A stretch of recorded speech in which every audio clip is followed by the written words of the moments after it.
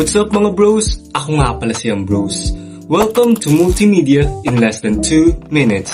Episode 6. Recap muna.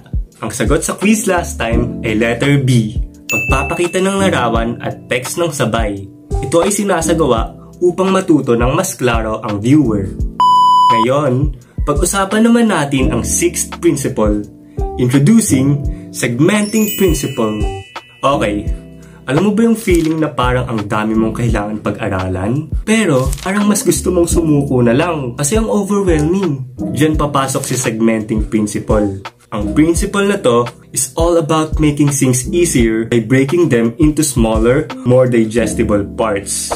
Halimbawa, gumagawa ka ng video tutorial tungkol sa how to start a podcast.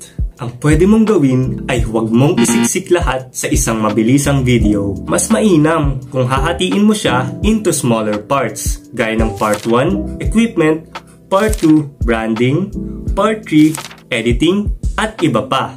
Ganun din sa presentations. Divide it by topic or sections para guided ang audience at di sila malulunod sa info. It's better to present your content in smaller, bite-sized pieces. Alright, quiz time! Anong strategy ang makakatulong sa audience para mas madaling makasabay kapag maraming impormasyon ang pinapresenta? A. Lagyan ng maraming background music. B. Gawing text-only ang presentation. Or C.